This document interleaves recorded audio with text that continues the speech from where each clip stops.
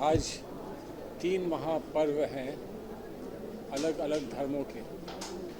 इसमें हम लोगों के लिए बहुत महत्वपूर्ण हमारे साथियों का है जो आज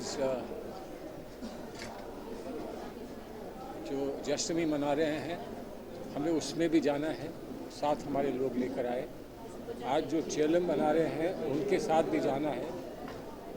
और आज जो विशेष पर्व हमारे दलित साथी मना रहे हैं, सब लोग मना रहे हैं, जो आज वाल्मीकि पर्व है, उसमें भी हमें जाना है। इन सब में हम लोग शरीक होंगे। इन सब का हम लोग सभी अपने साथियों के साथ आशीर्वाद प्राप्त करेंगे।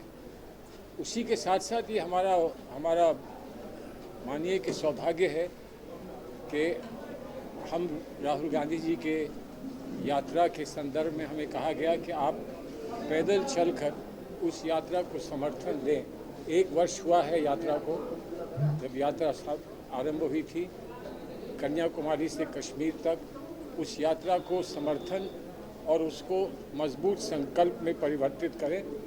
तो आज हमने वो भी मानिए लक्ष्य पूरा किया है। अब इतने अच्छे लक्ष्य आज पूरे हो रहे हैं, हम अपने आप को गौरवान्वित मानते हैं, अपने आप को मानते हैं कि हमको सभी लोगों की शुभ आशीष प्राप्त है और इसको लेकर हम आगे बढ़ेंगे। पार्टी के कार्यकर्ता को मजबूत करते हुए पार्टी के लक्ष्य पूरे करेंगे। इंडिया और भारत की लड़ाई फिर शुरू हो गई है। एक तरफ इंडिया का है, एक तरफ भारत। आपने कहा फिर लड़ाई शुरू हो गई है। मुझे इतिहास में जो जानकारी है उसमें कभी भारत और इंडिया में लड़ाई नहीं हुई। और इसीलिए हमारे संविधान में ये कहा गया, जो अंग्रेज़ी में संविधान है उसमें कहा गया इंडिया दैट इज़ भारत, और जो हिंदी में संविधान है उसको कहा गया कि भारतवर्ष यानी कि इंडिया।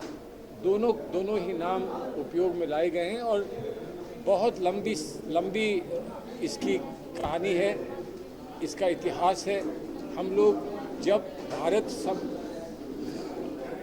शब्द का उपयोग करना चाहते हैं तो हम वो सम्मान से करते हैं, जब इंडिया शब्द का उपयोग करना चाहते हैं तो वो सम्मान से करते हैं। Made in India, digital India, startup India, ये नाम किसने दिए थे? रिजर्व बैंक, आप अपने रूपों पे देखें, रिजर्व बैंक ऑफ इंडिया। मैं जहाँ प्रैक्टिस करता हूँ वहाँ सुप्रीम कोर्ट ऑफ इंडिया है। आज तक मैंने सुप्रीम कोर्ट ऑफ भारत नहीं सुना, लेकिन हो सकता है कल को सुप्रीम कोर्ट का ये फैसला हो कि हमें सुप्रीम कोर्ट ऑफ भारत कहा जाए, भारत दैट इज़ इंडिया कहा जाए। जो भी होगा वो हमें स्वीकार है, इसमें कहीं कोई बहस की कोई गुंजाइश नहीं। शब्दों के नाम से क्या कौन से समाज को बांटने की कोशिश की जा रही है? अभी जो एक अभी प्रेसिडेंट को एक लेटर, एक इन्विटेशन गया था, उसमें invitation the president of India की बजाय प्रेसिडेंट ऑफ भारत लिख दिया। भारत लिख दिया तो लिख दिया, उनको जो समझ है उन्होंने वो लिख दिया। हमें जो समझ है हम वो इस्तेमाल कर रहे हैं। प्रेसिडेंट ऑफ इंडिया के नाम पर कितने ही कार्य हुए हैं, रिजर्व बैंक उन्हीं के नाम पर बना है, पैसा करेंसी उन्हीं के नाम पे बनता है। वहाँ भारत का उपयोग नहीं है, कर सकते हैं, हमें उस पर भी कोई आपत्ति नहीं है।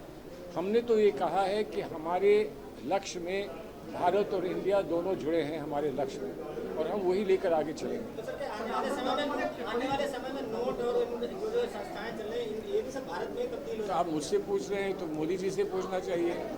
मोदी भी हो सकता है अपने आप को तब्दील कर लें, लेकिन अगर वो कर लेंगे तो उसका स्वागत होगा। अगर वो देश के हित में होगा तो उसका स्वागत होगा, देश के हित में नहीं होगा तो हमने तो स्पष्ट कर दिया है कि हम उसका विरोध करेंगे, हम लड़ेंगे। हम देश हित की बात कर रहे हैं, गरीबों की बात कर रहे हैं, बेरोजगारों की बात कर रहे हैं, महिलाओं की, बालिकाओं की बात कर रहे हैं, हम किसानों की बात कर रहे हैं। अगर नाम बदल के इनका किसी का फ़ायदा होता है तो अच्छी बात है, लेकिन हमें तो नहीं लगता कि कोई फ़ायदा होगा। इन सब को छुपाने का प्रयास हो रहा है, ऐसा लगता है। वन नेशन वन इलेक्शन की बात चल रही है, जो अभी वन नेशन वन इलेक्शन, तो क्या लग रहा है कि आने वाले समय में इसका क्या फायदा होने वाला है भारत को? नहीं, करना चाहते हैं तो बताएं कैसे हो सकता है। हम छोटे से वकीलों को ये बात समझ में नहीं आ रही कि वन नेशन वन इलेक्शन कैसे होगा। अभी उत्तर प्रदेश के चुनाव हुए कुछ ही दिन हुए हैं, हिमाचल के चुनाव हुए कुछ ही दिन हुए हैं, कर्नाटक के चुनाव हुए कुछ ही दिन हुए हैं। तो वहाँ पर क्या होगा? क्या वहाँ भी चुनाव होगा? जब भी सरकार किसी भी कारण गिरती है तो एक सरकार की गिरने पर पूरे देश में फिर से चुनाव होगा। ये सारी बात समझाएंगे तब हम इसका जवाब दे सकेंगे। समस्या अभी की जा रही है कि प्रियंका और राहुल के संबंध अच्छे नहीं हैं, पर्सनल रिश्तों पे अरे यार, किया जा रहा है। आप कभी कह देते हो कि मेरे कुछ साथियों से संबंध अच्छे नहीं हैं, कभी आप ये कह देते हो कि मेरे संबंध आपसे अच्छे नहीं हैं। संबंध सब अच्छे हैं, लेकिन अपनी अपनी राय होती है, अपना विचार होता है, समय समय पर वो डेमोक्रेसी में व्यक्त किया जाता है। छोटी छोटी बात पर संबंध बड़ा बुरे नहीं कर ली जाते। और जब एक बहन के और भाई के जो संबंध हैं वो मैं मानता हूँ अटूट संबंध है, उसमें हम लोग क्या आपस में कोई चर्चा करें? हाँ, करेंगे G20 में सब लोग आ तो जाएं पहले।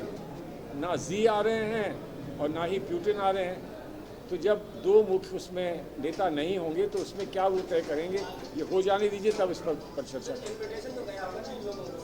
भारत के नाम पर इन्विटेशन तो गया होगा, भारत के नाम पर इन्विटेशन गया होगा, वो ना समझ पाए हो तो दूसरी बात है, समझाना था उनको। अब मुझे नहीं मालूम ना, अगर ऐसा होता तो वो कहेंगे, लेकिन वो भी जानते हैं रूसी ज़बान में भी भारत बहुत जगह मैंने स्वयं सुना है, तो ऐसा तो नहीं हो सकता कि उनको कोई इसके बारे में कोई संकोच हो या कोई प्रश्न चिन्ह उनके मन में। अब ये बताएं, हमको बताएं क्यों नहीं आए।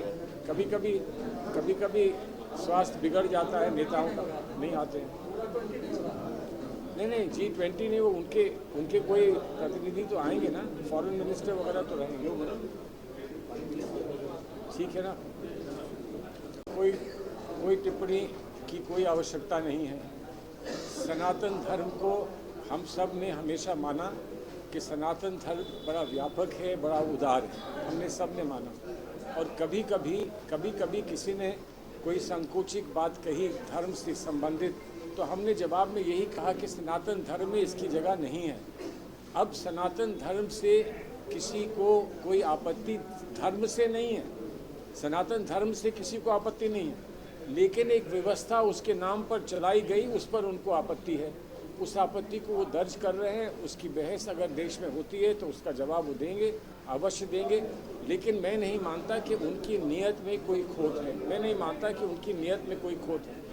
अब जैसे जिहादी शब्द है, जिहादी शब्द कुछ लोग एक तस्वीर उसकी समझते हैं, कुछ लोग एक और तस्वीर समझते हैं।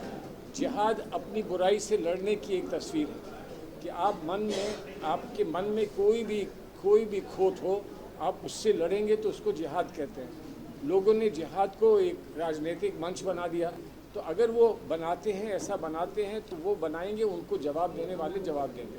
वैसे सत्र को लेकर सोनिया जी ने जो चिट्ठी लिखी है उसका क्या मतलब है? उसका मतलब ये है कि बता नहीं, बहिष्कार का कोई निर्णय नहीं लिया गया है, लेकिन कहा है कि एक शिष्टाचार में जब किसी सत्र में हम लोग आते हैं तो हमको मालूम होना चाहिए किस लिए हम जा रहे हैं, वहाँ पर क्या एजेंडा है। आपने आज तक कुछ एजेंडा नहीं दिया है तो लोग स्पेकुलेट कर रहे हैं, लोग उस पर कई अलग अलग बात कह रहे हैं। सोनिया जी चाहती हैं कि ऐसी संस्था के संबंध में और ऐसे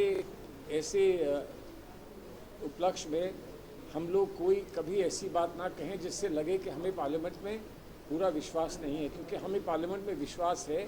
इसलिए हम चाहते हैं कि पार्लियामेंट में क्या कुछ करने की मंशा है बता दें, तो फिर उसमें हमारा जो भी मत है वो हम प्रस्तुत करेंगे।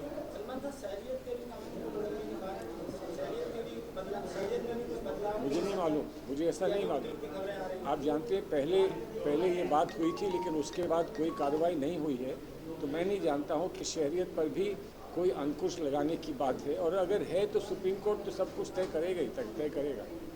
ये देश के कानून की बात कर रहे हैं, मतलब है कि जैसे शहरियत का अलग कानून है, देश का अलग कानून है, जैसे 3 तलाक वगैरह इन्होंने जो बदला हुआ है। नहीं, इन्होंने क्या बदला, ये तो 3 तलाक समझे ही नहीं। जब सुप्रीम कोर्ट ने कहा कि 3 तलाक का कोई औचित्य है नहीं, तो ये कौन सी 3 तलाक दूर करने चले। सुप्रीम कोर्ट ने जब कह दिया तो कह दिया, और क्या करना है। किसी ने कभी टिप्पणी करी कि सुप्रीम कोर्ट गलत है, जब नहीं करी तो इनको क्या तकलीफ़ है। तो ये तकलीफ़ इनकी जो है उसको पार्लियामेंट में ये स्पष्ट करें, तब देखेंगे।